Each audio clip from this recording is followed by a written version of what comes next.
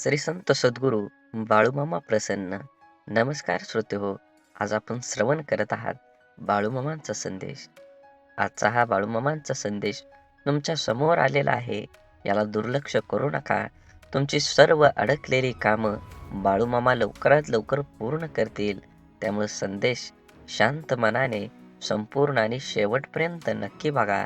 चमत्कार पाहायला मिळेल की नक्कीच तुमच्या जीवनामध्ये मामा आनंदी आणि सुख समाधान घेऊन येणार आहेत. आणि हा व्हिडिओ आपल्या जवळच्या व्यक्तींना पण नक्की शेअर करा. तुम्ही आपल्या चॅनलवर नवीन असाल तर चॅनलला सबस्क्राईब करून शेजारील बेल नोटिफिकेशन नक्की दाबा, जेणेकरून येणारे असेच बाळूमामांचे संदेश आपल्याला सर्वात अगोदर भेटतील. आणि तुम्ही भाव तिथं देव या यूट्यूब चॅनलचे सदस्य नक्कीच व्हाल. तुम्ही स्वामी संदेश मनापासून ऐकला तर तुम्हाला मनापासून आवडेल, आणि मनापासून आवडला तर नक्कीच व्हिडिओला एक लाईक करा.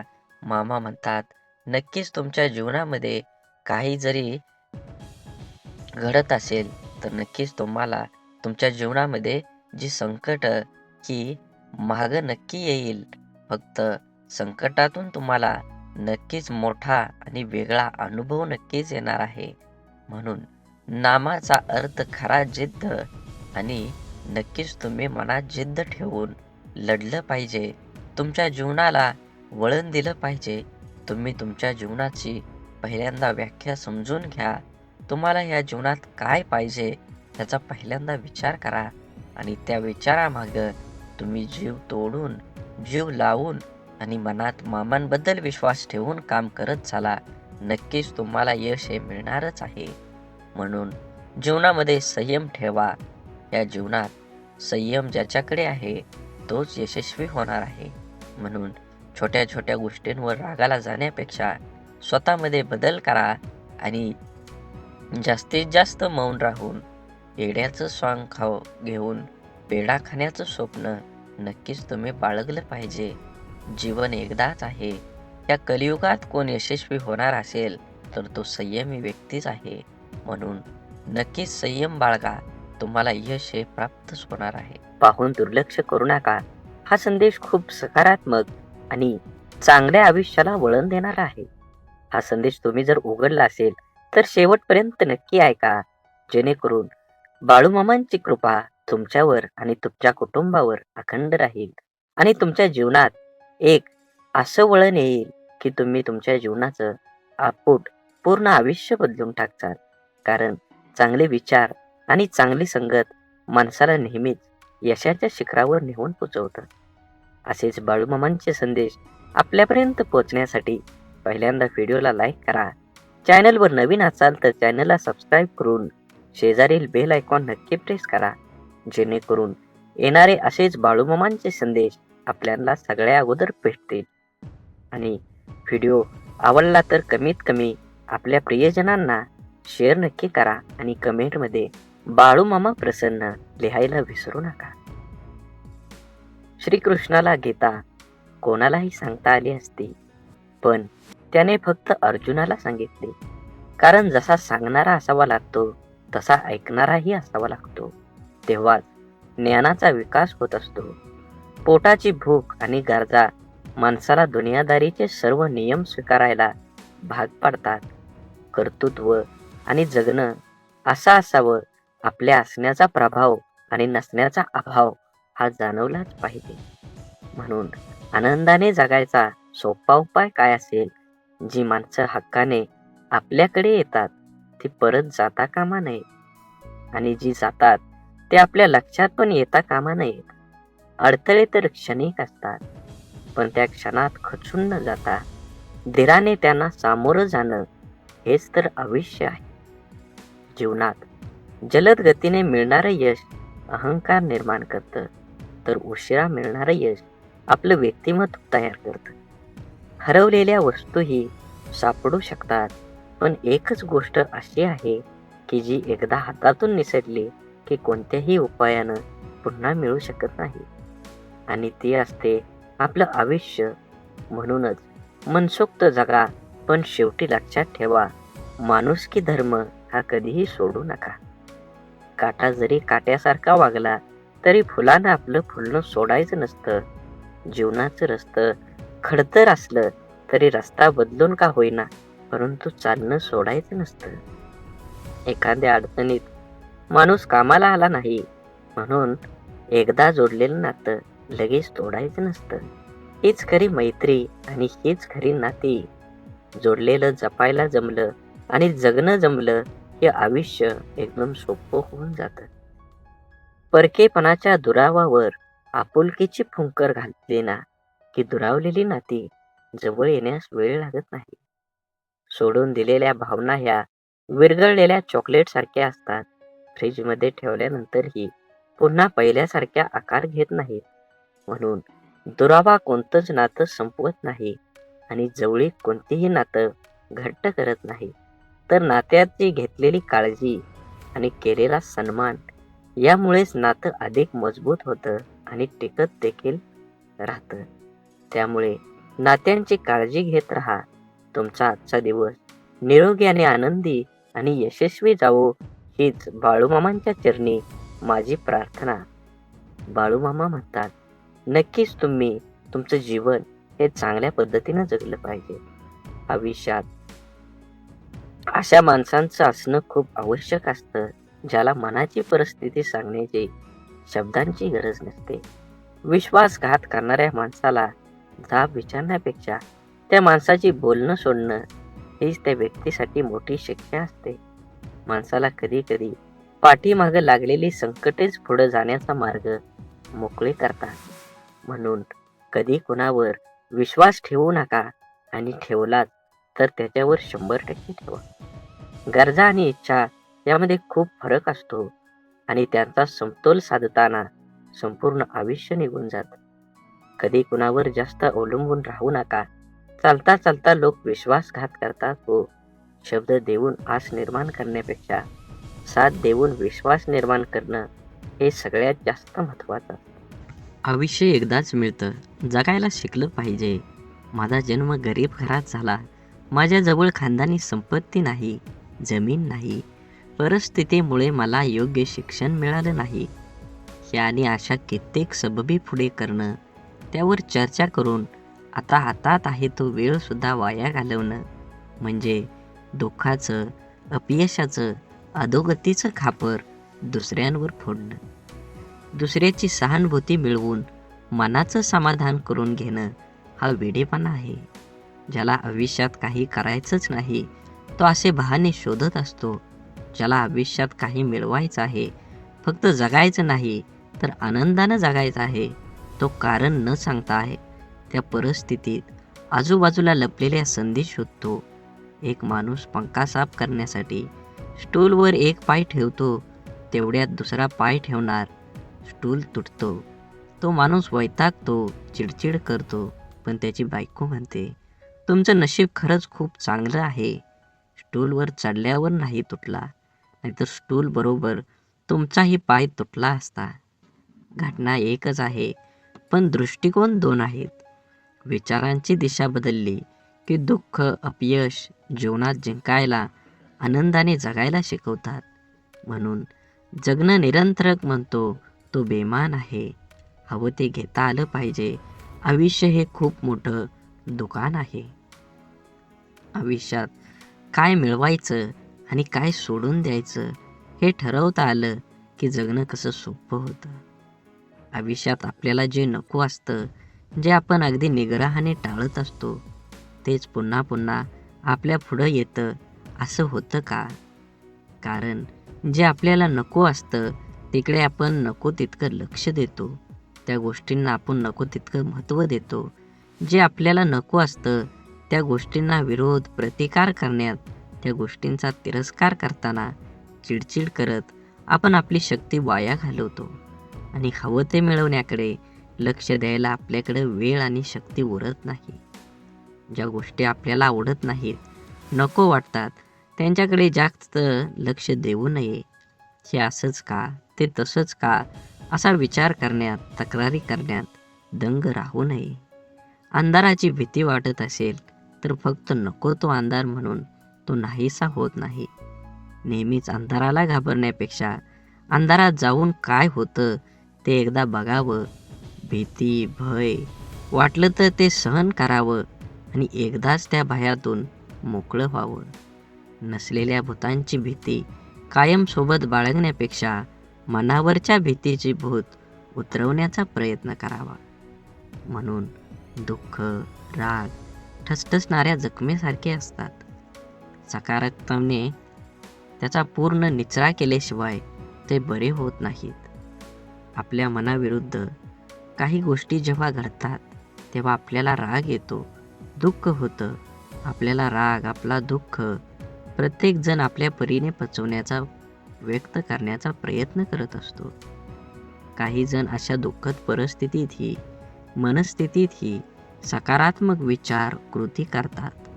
आपलं काय चुकलं याचं आत्मपरीक्षण करतात. निसर्गाच्या, ईश्वराच्या सानिध्यात जाऊन शांत राहतात. कोणी आपल्या दुःखाचं सुंदर कविता करतं. काही जण आपल्या मनातल्या भावना पेपरवर उतरवतात आणि मनाला मोकळं करतात. पण नकारात्मक विचार करणारे लोक सैरभैर होतात. आपल्या दुःखाचं खापर दुसऱ्यावर फोडत बसतात. आपल्यावर कसा अन्याय झाला आहे याचं प्रदर्शन करण्यासाठी स्वतःला व्यसनात बुडवून घेतात आणि स्वतःचा त्रास आणखी वाढवतात. आयुष्यात चांगल्या गोष्टी न बघता न मिळालेल्या गोष्टींकडेच लक्ष दिल्याने जीवनात नैराश्य येतं. मन उदास होतं. आपल्या क्षमतेवरचा विश्वास उडतो. जगण्यातले छोटे मोठे इतर आनंदही माणसाला घेता येत नाही. आयुष्यात आपल्याला हवं ते मिळण्याचे असंख्य अगणित मार्ग आणि पर्याय असतात. आयुष्यात काही मिळवायचं असेल, आनंदात जगायचं असेल तर आयुष्याचं मोल जाणून घ्यावं लागतं. स्वतःची किंमत ओळखता यावी लागते. स्वतःच्या क्षमतेवर, योग्यतेवर विश्वास असावा लागतो. जीवनात यश हवं असेल आणि आनंदी जीवन जगायचं असेल तर आपली मानसिकता ही सकारात्मक असायला हवी. जग जसं आहे तसे ते सर्वांना सारखंच आहे. आपल्यासाठी वेगळं व इतर लोकांसाठी वेगळं नाही. दुःख, अपयशी व्यक्ती या जगातच राहतात आणि सुखी, यशस्वी व्यक्ती ही या जगातच राहतात. मग हा जो बदल आहे तो फक्त आणि फक्त आपल्या मनोवृत्तीचा आहे. जीवनात घडणाऱ्या घटकांकडे, आपल्या समोर आलेल्या आव्हानांकडे बघण्याची आपली मानसिकता यावर सर्व काही अवलंबून असतं. आपलं मन हे सुपीक जमिनीसारखं असतं. त्यात जे पीक हवं आहे त्याचं बीज जर नाही पेरलं तर नको असलेलं गवत आपोआप न पेरता मोठ्या प्रमाणात उगवायला लागतं. म्हणून ज्या गोष्टी आपल्याला हव्या आहेत त्याचंच बीज आपल्याला पेरता यायला हवं.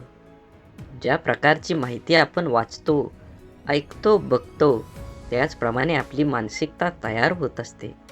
म्हणून जीवनात चांगली माहिती वाचण्याची सवय मनाला लावणं हे खूप आवश्यक आहे.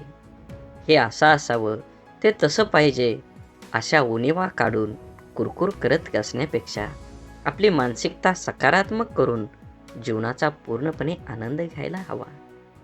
जीवन हे क्षणभंगूर आहे. जीवन एकदाच मिळणार आहे. म्हणून जीवनाचा परिपूर्ण आनंद घ्या. परिस्थिती हाताळण्याचं कौशल्य असले की माणूस जीवनात हार मानत नाही. आपण ज्या परिस्थितीत आहोत, ज्या परिस्थितीत का आहोत याची अनेक कारणे आपण देऊ शकतो. कारण देणं सोपं असतं, कठीण असतं ते कुठलंही कारण न सांगता लढणं. कसं जगायचं याचं 2 मार्ग असतात. पहिला मार्ग म्हणजे परिस्थितीसमोर हार मानून सोडून देणं. दुसरा मार्ग म्हणजे काहीही कारण न सांगता लढत राहणं. एकदा 2 बेडूक रस्त्यानं उडत चालत होते. एकदम चक्रीवादळ आलं आणि त्या बेडकांना उचलून एका पातेल्यात टाकलं. त्या पातेल्यात दूध होतं आणि ते पातेलं होतं चुलीवर. दूध गरम असल्या कारणाने पहिला बेडूक म्हणतो, आता आपण बाहेर जाणं शक्य नाही, आता आपण मरलो. म्हणून त्यानं उड्या मारणं सोडून दिलं. पण दुसरा बेडूक अतिशय आशावादी होता. त्यानं त्या दुधामध्ये, त्या भांड्यात उड्या मारायला लागला. भरपूर वेळा उड्या मारल्या तरीही तो आशावादी असल्यामुळं बराच वेळ उड्या मारत राहिला. गुदमरून मारण्यापेक्षा स्वतःला सिद्ध करायला तो उड्याच मारत राहिला. त्या उड्या मारण्यानं एका माणसाचं त्या बगुल्याकडे लक्ष गेलं आणि त्या बेडकाला काढून त्यानं बाजूला केलं. या गोष्टीवरून अनेकदा आपल्या नियती अशाच परिस्थितीमध्ये आणून सोडून देते. त्या परिस्थितीत आपण रडत बसून जगायचं की प्रयत्न करून लढत परिस्थितीवर मात करून जिंकायचं? आनंदी जीवन, यशस्वी जीवन जगायचं हे आपलं आपणच ठरवायचं असतं.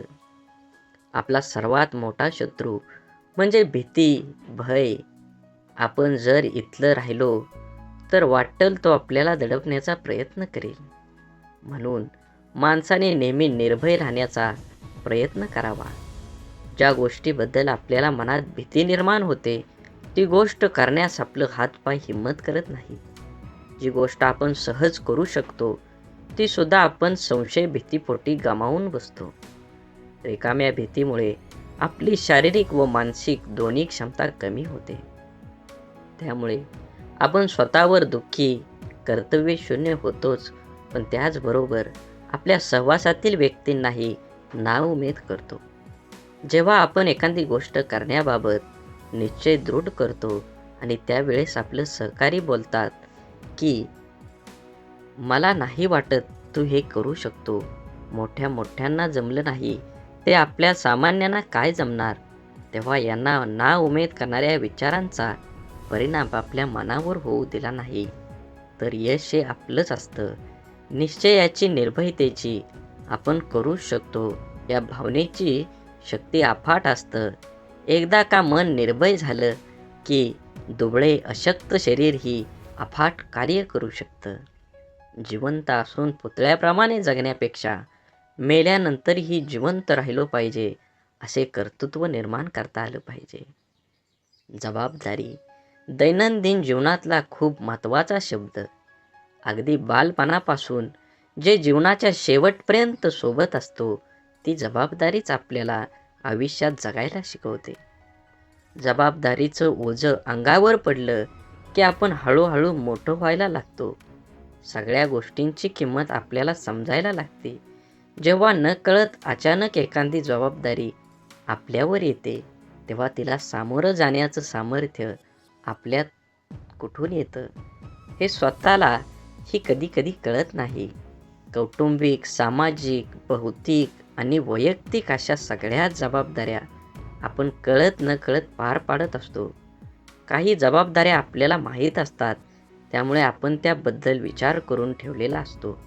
परंतु जीवनात कधी कधी अचानक अनपेक्षित काही जबाबदाऱ्या आपल्या खांद्यावर येऊन पडतात. तेव्हा खरी आपली परीक्षा असते की त्या जबाबदाऱ्या आपण कशा पार पाडतो. तेव्हा आपलं मन, बुद्धीची शक्ती, विचार करण्याची पद्धत समजते.